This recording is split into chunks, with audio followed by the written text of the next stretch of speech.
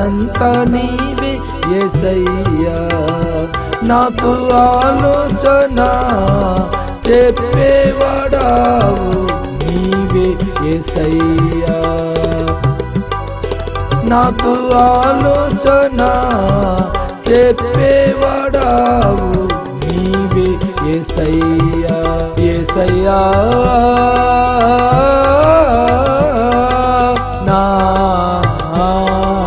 యేసయ్యా, యేసయ్యా నా యేసయ్యా, మనసంతా నీవే యేసయ్యా, నా మనసంతా నీవే యేసయ్యా.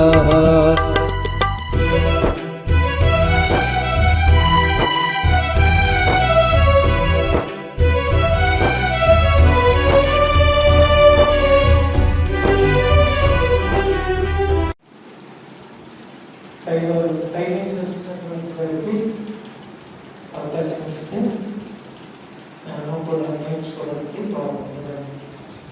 సరే, నాకు ఆరాధనలో మాట్లాడిన ఆ మాటలను మీకు జ్ఞాపకం చేయాలని ఆశిస్తున్నాను. ప్రేమికులారా, ఈ భూమిలో శ్రేష్టమైనది భక్తే. అలాంటి భక్తిలోని కృతజ్ఞత కలిగి ఈ రోజుకి 29 సంవత్సరాలు అయింది మా వివాహ బంధంలో. ఆ వివాహ బంధంలో 29వ సంవత్సరం ఇప్పుడు అయింది. అయితే 29 సంవత్సరాలు అయినప్పటికీ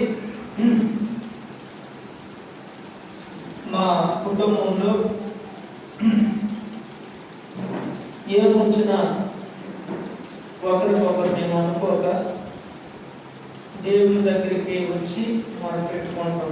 ఒకరికొకరిని ఏదైనా అయినప్పుడు, లేకపోతే చిన్న చిన్న మాటలు అయినప్పుడు, నేను ఇంతవరకు ఒకవేళ నా భార్య మాట చేయాలంటే, లేకపోతే ఏ విధంగా అయినా నేను గాలిస్తే ఈ దేవుని సేవకులను క్షమించమని మనస్ఫూర్తిగా నా భార్య వేడుకుంటున్నాను. ప్రియమైన వాళ్ళ ఈ భార్య భర్తల బంధము చాలా ఉన్నతమైనది. భర్త తప్పిదం చేసిన భార్య ఓర్చుకుంటూ కొనసాగిస్తూ అసలు సేవలో ఉన్నటువంటి కుటుంబాలకు మరీ కష్టం. ఏదేమైనప్పటికీ కూడా భార్య ఒకవేళ మాట వినకపోయినా అదే భర్త ఆ భార్యను బట్టి సహిస్తూ ఓర్చుకుంటూ ముందుకు కొనసాగించగలిగిన కుటుంబాలు క్రైస్తవ కుటుంబాలు. ఇవన్నీ ఎలా జరుగుతున్నాయంటే ప్రభు అయిన యేసుక్రీస్తు ప్రేమను బట్టి జరుగుతున్నాయి. అందుకని యోహాను సువార్త 3:16 దేవుడు లోకమును ఎంతో ప్రేమించాడు. ప్రేమించిన దేవుడు ఆదాముని ప్రకటనను తీసి అలలు చేసి ఇరువురి కూడా భార్యాభర్తలుగా యాకసేవగా చేశారు. తను నాకాడ నేను చిన్న గిఫ్ట్ ఇచ్చాను, పెద్ద దేవలేదండి, సంఘం అని చెప్తున్నాను. ఆమె వస్తువు నవ్వుకుంటూ పడమంది, కానీ తర్వాత రాయమానలేదు ఇష్టమన్నది. నేను ఒకసారి కొడితే నాకు బట్టలు పడమని రైట్ పడదు, బాగా వేసుకుంటున్నాను బట్టలు పడదు. అదే బట్టలు మన సేవకులు కూడా తీయాలని తీసుకున్నాను. ప్రియమైన వల్ల ఒకరికొకరు ఇచ్చుకుంటున్నాము. అంత చక్కగా ప్రారంభం జరిగింది. ఆన్లైన్ ఛానల్లో ప్రార్థన బోర్డులు ప్రారంభించారు. మా మొట్టమొదటి వివాహం తాలూకా మా కుటుంబ సభ్యులు పేరు అక్కడ నమోదు చేశారు. అక్కడ ప్రేరు వాళ్ళసు ప్రార్థన చేస్తారు. ఈ దేవ సేవకులు జనవరి 1వ తేదీ నుంచే డిసెంబర్ ఎండింగ్లో వెళ్ళి వాక్య పరిచయం చేయాలని ఇష్టపడుతున్నాను. ప్రపంచ రాష్ట్రాలు అందించాలని ఆరాధించాలి. ప్రతి ఒక్కరికి ఆరాధన ఛానల్ వస్తుంది. మీ గ్రామాల్లో ఆరాధన ఛానల్ వస్తుంది. మీరు ఎటువంటి తీసుకెళ్ళుకోండి, ఆరాధన ఛానల్ వస్తుంది. దాంట్లో మేము వాక్యం చేయాలని ఈ ప్రోగ్రామ్స్ అన్ని బాబు నాకు సపోర్ట్ చేస్తున్నాడు. మాకు ఏకైక కుటుంబము ఎవరు అని అంటే విశ్వాసులైన మీరు, తర్వాత వేరిద్దరు నాకు ప్రియమైన వాళ్ళు. అలాగే నాకు సేవకులు ప్రేమించే వాళ్ళు చాలా మంది ఉన్నారు. వాళ్ళు మాకు వాట్సాప్లో గ్రీటింగ్స్ చెప్పారు. చాలా మంది చూడటానికి అవకాశం లేదు, స్విచ్ ఆఫ్ అయిపోయింది. తర్వాత మళ్ళా ఛానల్ పెట్టుకుని చూడలేదు. చాలా మంది మెసేజ్ పంపించారు. ఏదేమైనప్పటికీ కూడా కార్యక్రమం అంతా చెయ్యాలి అని అంటే ఎస్పీల నుంచి 100 మ్యాథ్స్లో ఎప్పుడు కూడా మాకు పిలిస్తే 100 మందికైనా వాళ్ళిద్దరే వచ్చి హెల్ప్ చేస్తారు, చాలా హెల్ప్ చేస్తారు. మా సంఘంలో పురుషులు ఉన్నప్పటికీ కూడా వాళ్ళు అనుకోవచ్చరు, సమయానికి మాకు సహకరించరు. కాబట్టి బయట తీసుకొచ్చి కార్యక్రమాన్ని నడిపిస్తున్నాం. ఏదేమైనప్పటికీ కూడా వాళ్ళే వర్క్ చేశారు, వాళ్ళే సంఘ పిల్లలు వచ్చారు, సహకరించారు, వాళ్ళే నేను నడిపేశారు. నాకు సంఘము చాలా ప్రేమ కలిగిన సంఘము దేవుడు ఇచ్చారు. చాలా మంది ఈ దేవుని సేవకుని కొరకు ప్రార్థన చేస్తున్నారు. నా ప్రియ సహోదరి సహోదరుడా, ఈరోజు ఈ దేవుని సేవకుని మ్యారేజ్ డే సందర్భంగా వచ్చిన మీ అందరికీ హృదయపూర్వకంగా ఆమె నన్ను డబ్బుల విషయంలో ఎప్పుడు బాగా పెట్టలేదు. ఎందుకంటే నేను ఎక్కువ దేవుని సేవ ఖర్చు పెడతాను. ఆమె ఖర్చు ఎందుకు పెట్టను అని అడగదు. ప్రియమైన వల్ల డబ్బుల గురించి ఈ మ్యారేజ్ డేలో చాలా మంది లోకంలో ఉన్నవారు లోక ఆశల చేత సెలబ్రేషన్ చేసుకుంటారు. బంగారు కొట్లు తిరుగుతారు, సినిమా హాల్లో తిరుగుతారు, పార్కులు తిరుగుతారు, అనేకమైన వారి దగ్గరికి తిరుగుతారు. ఆమె ఎన్నో పాల్గొంటే నేను అనలేదు, కానీ ఎప్పుడు కూడా సినిమా కూడా ఏది మనం అనలేదు, ఎప్పుడు కూడా షికారు తీసుకెళ్ళి అనలేదు. మా పిల్లలు ఫోన్ చేసి మమ్మీని కనీసం ఐస్ క్రీమ్ తీసుకొని వెళ్ళి తినిపించంటారు. సరేలే, వాళ్ళు ఎప్పుడు కూడా హృదయంలో ప్రేమ ఉంటుంది. నాకు ఏ రీతిగా మీరు చెప్పగలండి. మా కుటుంబం గురించి అంటే నా భార్య గురించి నాకు తెలుసు, నా గురించి నాకు తెలుసు. బయట అని చాలా తెలియదు. కుటుంబం గురించి మనకు తెలియదు, తెలుసాయా అమ్మా? తెలియదు. అందుకు భార్య గురించి భర్తకు తెలుస్తుంది, భర్త గురించి భార్యకు తెలుస్తుంది. దేవునికి స్తోత్రం. ఏమైనా కుటుంబ వ్యవస్థ దేవుడు కట్టాడు కాబట్టి ఈరోజు భార్య భర్తలుగా మిమ్మల్ని ఇన్వైట్ చేస్తున్న కారణం ఏంటంటే ఈరోజు ఈ కార్యక్రమానికి వచ్చినటువంటి మీ అందరికీ హృదయపూర్వకమైనటువంటి వందనాలు. దేవునికి స్తోత్రం. ప్రేమ గురించి 2 మాటలు చెప్పాలని దేవుడు కోరుకుంటున్నారు, ప్రేరేపిస్తున్నాడు. ప్రేమైన వల్ల దేవుడు ప్రేమించగలిగిన దేవుడు, కుటుంబంగా జతపరచగలిగిన దేవుడు. ఈ ప్రేమ చాలా ఉన్నతమైనదని అపోస్తలుడైన పౌలు 1 కొరింథీ పత్రిక 13వ అధ్యాయంలో మనకి తెలియపరిచారు. ప్రేమ డంబంగా ప్రవర్తించదు, ప్రేమ ఉప్పొంగదు, ప్రేమ అమర్యాదగా నడవదు, ప్రేమ అవిశ్వాసాన్ని కోరుకోదు, ప్రేమ నిందలు వేయదు, ప్రేమ ఓర్చుకుంటారు, అన్నిటినీ సహిస్తారు, అంతం వరకు ప్రేమ కలిగి ఉంటారు. దేవునికి స్తోత్రం. కుటుంబంలో భర్త కానీ భార్య కానీ ఈ ప్రేమలోనే లాస్ట్ వరకు నిలబడగలుగుతున్నారండి. ఈ ప్రేమ లోక సంబంధమైన ప్రేమ. చిన్నతనం నుంచే అదే ఆడపిల్ల ఆ తల్లిదండ్రులు ప్రేమించి పురుషుని చేతిలో పెట్టిన తర్వాత మెట్టింటికి వచ్చిన తర్వాత ఆ తల్లిదండ్రులు బాధపడతారు, ఎంతో ప్రేమ కలిగి ఉన్నారు మా పిల్లలు ఉంటారు. ఇలాగ మెట్టింటికి వచ్చిన తర్వాత ప్రియమైన వల్ల నా కొడుకుకి పెళ్లి చేసిన తర్వాత ఆ పిల్ల వాళ్ళ కుటుంబ సభ్యులతో చెప్తుంది, నా కన్నవారి దగ్గర ఎవరైనా నాకు కాలుగా ఉన్నాను, మా విశ్వాసంలో అన్నాను, ప్రియమైన వల్ల. ఎందుకంటే వాళ్ళ ఇంట్లో నుంచి బయటికి వెళ్ళిన అవసరం ఉండదు ఎవరికి కూడా. అంచేత మనము యేసు ప్రేమలో ఉన్నాం కాబట్టి ఆ ప్రేమలోనే ఇమిడ్చి కలగాలని, ఆ ప్రేమలోనే మన జీవితాలు కొనసాగాలని ఆశ కలుగుతున్నాను. ప్రియమైన వల్ల యేసు క్రీస్తు ప్రభు ఎంత లోకాన్ని ప్రేమించారంటే ప్రియమైన వల్ల తన ప్రాణాన్ని కూడా లక్ష్య పెట్టలేదు.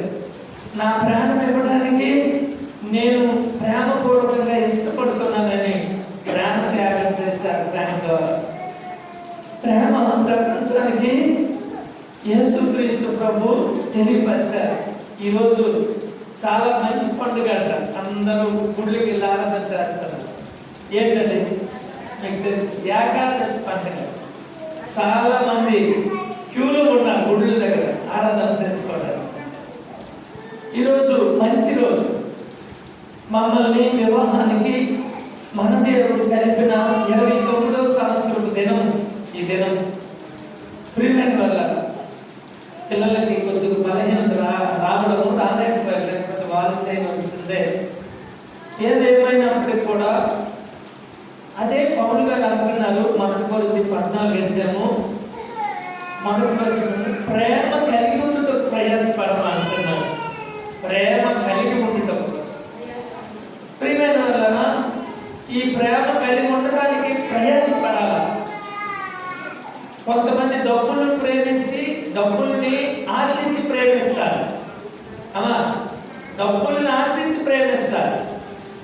కానీ మన ప్రభు అలా కాదు. మనల్ని, మన మనస్సుని, మన హృదయాన్ని ప్రేమించి ప్రేమ కలిగి ఉండడానికి ప్రయాసపడమన్నారు. మన ప్రభు 33.5 సంవత్సరాలు ఉన్నారు ఈ భూమి మీద. తన ప్రేమను కనపరిచారు. క్రైస్తవులే తన ప్రేమను కనపరిచేటట్లుగా చేయగలిగాడు. క్రైస్తవ ప్రేమను కలిగిన వారు, కొంతమంది క్రైస్తత్వం తీసుకోలేని వాడు కూడా తన ప్రేమని అవలంబిస్తున్నారండి. కుటుంబాల్లో కానీ, గోత్రాల్లో కానీ, అనేకమైనటువంటి విషయాల్లో కానీ ఆ ప్రేమ కలిగి ఉండగలుగుతున్నారు. దేవునికి స్తోత్రం. అందుకనే ఇటువంటి ప్రేమ దేవుడు నీకు నాకు ఇచ్చారు. దేవునికి స్తోత్రం. హల్లెలూయా. మీకు కొన్ని విషయాలు ప్రేమ గురించి చెప్పాలని ఇష్టపడుతున్నాను. చూడండి, ప్రేమ విషయాల్లో కొన్ని మాటలు మీకు చెప్పాలని ఇష్టపడుతున్నాను. రోమీయులకు రాసిన పత్రిక 12వ అధ్యాయం 9వ వచనం నుంచి 13వ వచనం వరకు మనం చదువుకుందాం. మీ ప్రేమ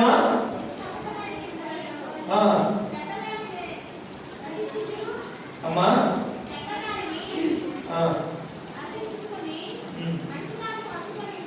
అదండి, చెడ్డ వాటిని ఆశ్రయించుకొని మంచి వాటిని అందుకోవాలి. ప్రేమ కలిగిన చెడ్డకి ఎక్కువ స్థానం ఇవ్వకూడదు. చెడ్డ మైండ్లో ఉండి మన మనసుని పాడు చేస్తారు, మన తలంపులను పాడు చేస్తారు, మన ఆలోచనలు పాడు చేస్తారు, మన నడవడికను పాడు చేస్తారు, మన స్నేహాన్ని చిన్నాభిన్నం చేస్తారు. చెడు గర్భం ధరించింది, గర్భం ధరించినది పాపం కలది, పాపం వల్ల వచ్చి జీవితం మరణం ఉన్నది కదండి. అందుకనే ఈ చెడు ప్రపంచాన్ని ఏలుపడుతుంది. కాబట్టి ప్రేమ కలిగి ఉండడానికి ప్రయాసపడతాన దేవుడు ఏం చెప్తున్నాడంటే, అదే ప్రేమలో మీరు నిలిచి ఉండాలి. ఆ ప్రేమలో నిష్కలంకం ఉండకూడదు. ఆ ప్రేమలో మంచిని ఆస్వాదించాలి, చెడుని ఆశ్రయించుకోవాలి. దేవునికి స్తోత్రం. 11వ వచనం చదువు. అదే 12వ అధ్యాయము 11వ వచనము చదువు. ఆసక్తి విషయములో మాన్యులు కాక ఆత్మీయ తీవ్రత కలిగి, ఆత్మీయత తీవ్రత కలిగి, అది ఆసక్తి కలిగి ఆత్మయందు తీవ్రత కలిగి ప్రభువును సేవించగలిగిన ప్రేమ కలవాలండి. ఆత్మలో తీవ్రత ఉండాలి. నేను ఇప్పుడు దేవుని సన్నిధిలో కనబడతాను, నా దేవుడు నేను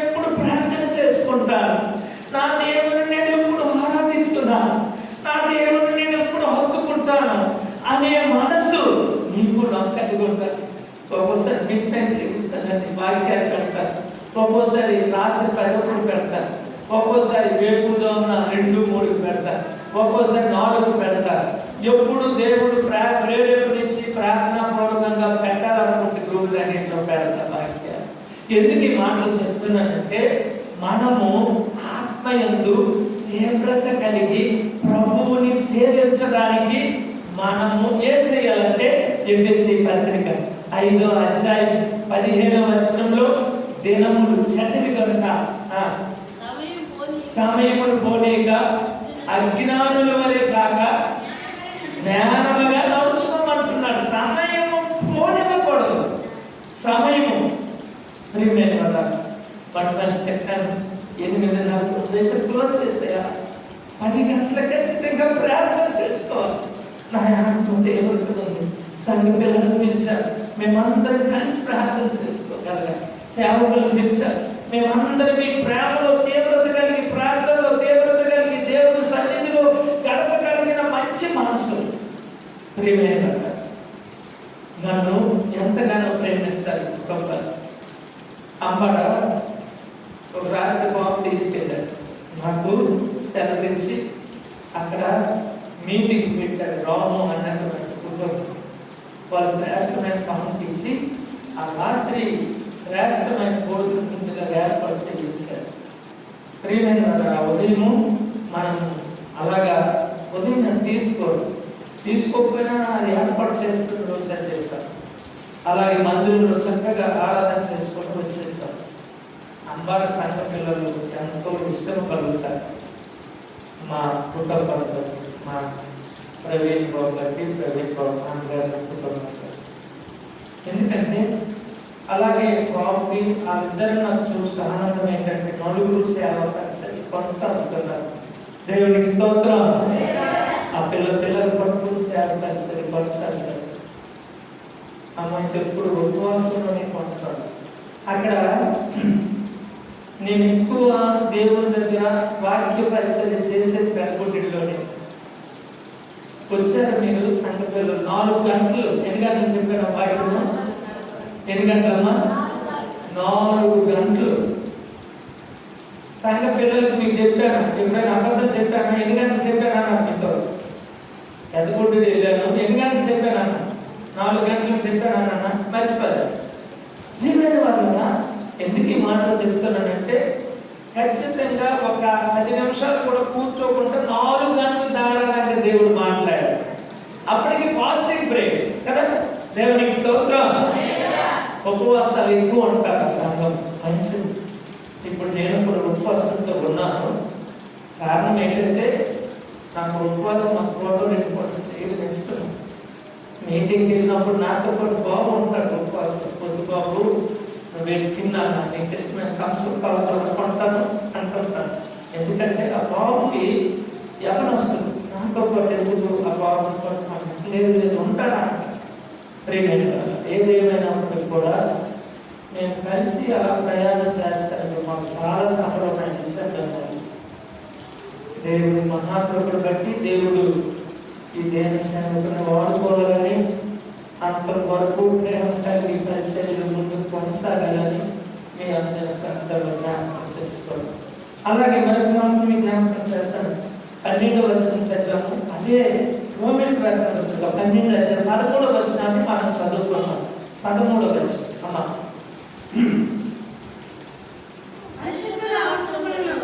పరిశుద్ధుల అవసరతలలో పాలు పొందుచు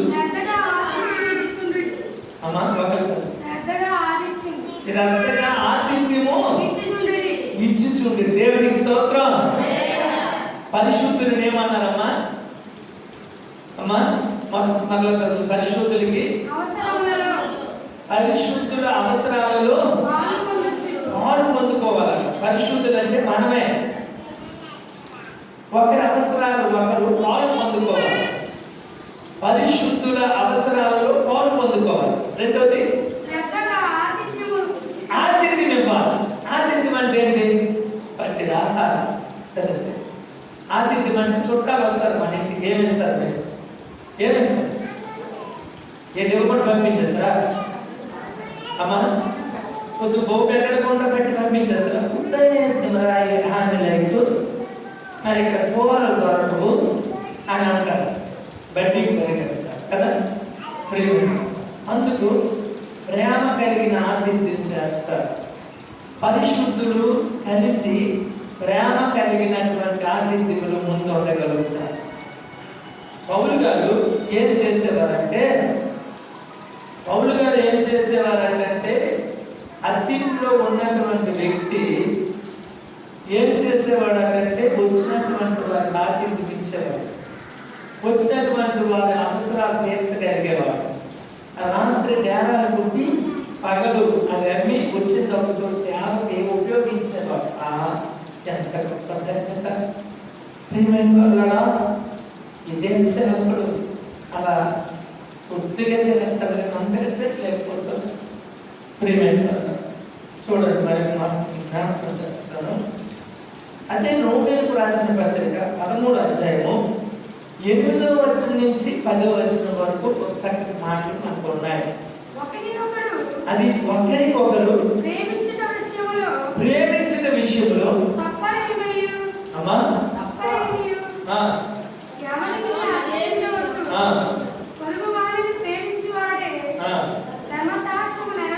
అదే పొరుగు వారిని ప్రేమించే వారే ధర్మశాస్త్రాన్ని నెరవేర్చేవారు. ధర్మశాస్త్రం అంటే పదార్థంతో కూడింది. ఆ ధర్మశాస్త్రం ఎలా వచ్చిందంటే మోషే గారిలో వచ్చింది.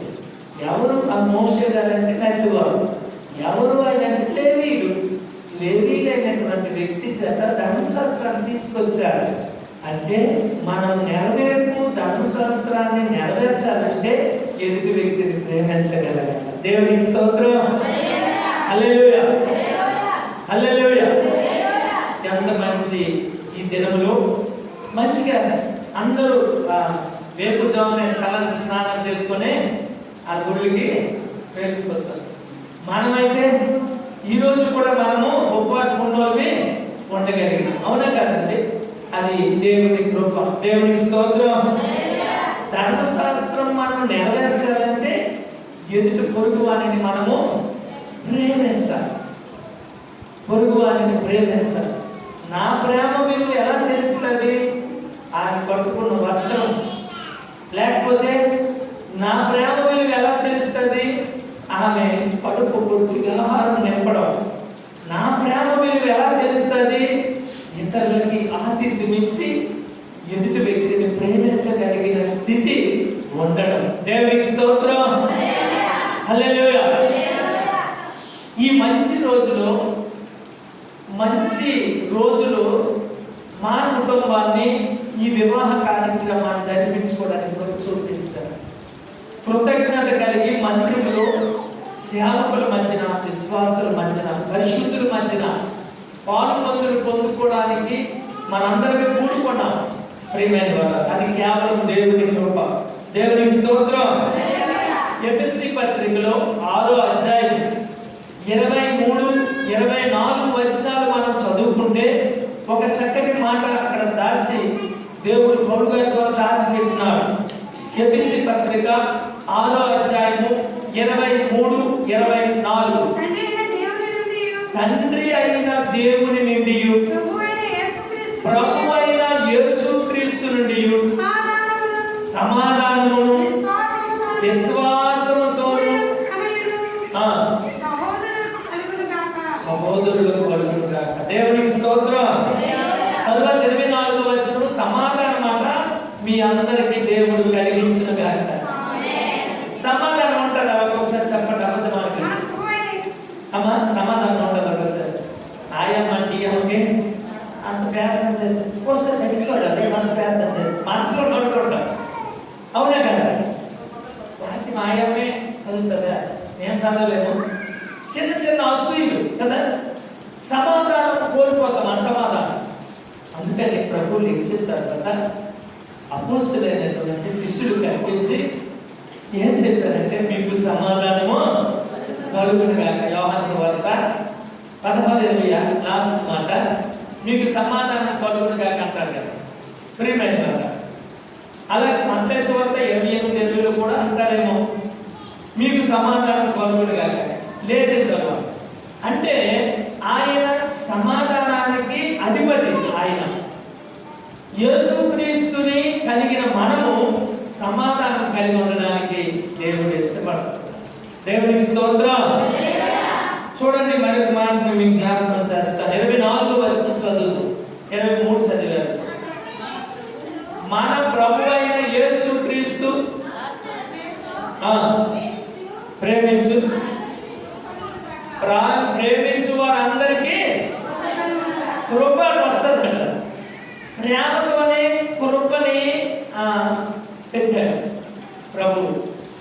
ప్రేమతోనే కృపనుంచాడు. అందుకనే శిష్యులు యేసు ప్రభువుకి దూరం అయిపోయినా నేను మోస్తాను సిలువలు అని పాప భారపు సిలువలు మోస్తున్నారు. ఈ ప్రేమ ద్వారానే అంత గొప్ప ప్రేమని దేవుడు ఇచ్చినాడు. దేవుడికి స్తోత్రం. అందుకనే ఈ ప్రేమ ద్వారానే కృప తోడుంచాడు. ప్రేమించగలిగిన మనిషికి కృప తోడు ఉంటాడు. గ్రేస్ మెర్సీ ప్రేయర్ హాల్ అని పెట్టాము. గ్రేస్ అంటే కనికరము, కృప. మెర్సీ కనికరము, గ్రేస్ అంటే కృప. కృప కనికరము కలిగిన ప్రార్థనా మందిరం అని పెట్టినాం. ఎందుకంటే ఈ కృప కనికరము మనకి తోడు ఉండగలగాలి. ఈ కృప కనికరము ఎవరు కలిగినటువంటి వారుగా ఉందంటే యేసుక్రీస్తు కలిగి ఉంది. ఆ కృప కనికరం మనకి రాగలగాలంటే ప్రియమైన వల్ల ప్రేమలోనే ఆ కృప మనకి తోడుగా ఉండగలుగుతారు. ఆయన చెప్పారు, ప్రేమించబడిన మీ అందరికీ కృప విస్తరించింది కాక. దేవునికి స్తోత్రం. అవును, ప్రేమలోనే ఆ విస్తారమైన కృపని ప్రభు దాచిపెట్టినాడు. ఈ భూమి మీద, ఈ లోకంలో సేవకుడు సంఘాన్ని ప్రేమించుకొని వస్తాడు. మరి ఈ గ్రామం కాదండి, మేము వేరే గ్రామం నుంచి ఇక్కడికి రాగలిగినాం. ఎందుకు? ఇక్కడ ఉన్నటువంటి కొంతమందినైనా దేవుని సన్నిధికి లాగాలని, దేవుని రక్తంలో కడగబడాలని, రక్షించబడాలి. యోగ పాత్రలు ఉంటుంది కదా, కొంతమందినైనా రక్షింపబడాలని. యోగ పత్రికలు కొంతమందినైనా రక్షింపబడాలని, అగ్నిలో నుండి మేము కొంతమందినైనా బయటికి తీసి రక్షింపబడాలనే తపన ప్రతి విశ్వాసి గుండెల్లో ఉండగలగాలి. దేవునికి స్తోత్రం. హల్లెలూయా. ప్రేమైన వారు, ఇలాంటి విలువ కలిగిన ప్రేమను దేవుడిచ్చినాడు మనిషికి. భూమి మీద మరెవరు ఇవ్వలేరు, దేవుడిచ్చినాడు. చూడండి, ఫిలిప్పీ పత్రిక 2వ అధ్యాయము 2వ వచనాన్ని మనం చదువుకుందాం. అపోస్తలుడైన పౌలు ఫిలిప్పీ సంఘానికి వెళ్ళి 2వ అధ్యాయం 2వ వచనాన్ని మనం జ్ఞాపకం చేస్తున్నారు. అలాగే మొదట సమాధానంతో ఉండమన్నాడు. పొరుగు వారిని ప్రేమిస్తే సమాధానం వస్తుందని అన్నారు. రెండోది, మీరు ప్రేమ కలిగి ఉంటే కృప విస్తరిస్తారని అన్నారు. ఇప్పుడు మూడోది చూసుకుంటే ఏముందో చదువుతాం. ఇప్పుడు ఏక మనసు ఉంచమంటున్నాడు. ఏక మనసులై అమ్మా, అది ఏక మనసు కలిగి, ఏక ప్రేమ కలిగి,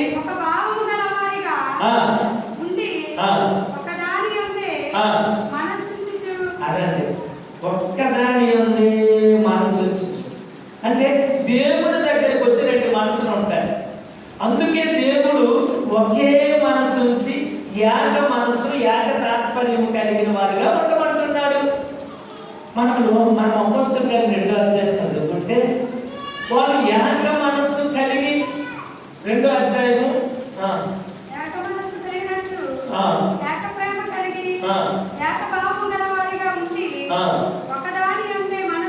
ఒకదాని ఉండే మనసు ఉంచుచు దేవునికి స్తోత్రం. ఆయనకు ఒక సంతోషం ఉండాలంట, అది సంపూర్తి చెయ్యాలంట. అది ఎవరు చేస్తారు? అది ఎవరు చేస్తారు? ఆ సంతోషము ప్రభు దగ్గర సంతోషం ఉంది. ఆ సంతోషము పరిపూర్ణంగా మనిషికి ఇస్తాను అని అంటే ప్రేమ ద్వారా ఇస్తున్నాడు. ప్రియమైన వాళ్ళ, ఈ ప్రేమ ద్వారా ఇస్తున్నాడు, సమాధానం ఇస్తున్నాడు. అలాగే కృపించాడు, ఇప్పుడు ఏక మనసు ఇస్తున్నాడు. అందుకని అపోస్తలులు 120 మంది కూడుకున్నారు. 2వ అధ్యాయం మనం చదువుతాం. మొదటి వచనం నుంచి బలమైన గాలి వచ్చినప్పుడు, పరిశుద్ధాత్మ గాలి వాళ్ళు బలంగా పనిచేసినప్పుడు, అపోస్తలుల కార్యాలు 2వ అధ్యాయం మొదటి వచనం చదువుతాం. వచ్చినప్పుడు అందరూ ఒక చోట కూడి అప్పుడు వేగముగా వీచు బలమైన గాలి ఉంది. ఒక ధ్వని ఆకాశం నుండి వచ్చింది. అకస్మాత్తుగా కూర్చుని ఇల్లంతా నిండిపోయింది. చప్పట్లు కొట్టండి. అకస్మాత్తుగా బలమైన పెనుగాలి వచ్చిందండి. బలమైన గాలి వచ్చి అందరు కూర్చున్న దగ్గరికి బలమైన గాలి వచ్చింది. వచ్చి అందరి మధ్యలో ఏక మనసుతో ఉంచగలుగుతుంది. అందరి మధ్యలో అందరి మీద ఇక మనసు కలిగినట్టుగా చేస్తుంది. ఆ మాట చాలా ఇష్టం నాకు. ఒకసారి తండ్రి, ఒకసారి నీ ప్రేమను అందరిలో కలిగించు. నీ బలమైన పెనుగాలి, పరిశుద్ధాత్మ పెనుగాలి అందరించు. నీ పరిశుద్ధాత్మ పెనుగాలి అందరి మీద కుమ్మరించు. అందరూ ఏక మనసు కలిగిన వారై భాషలతో మాట్లాడి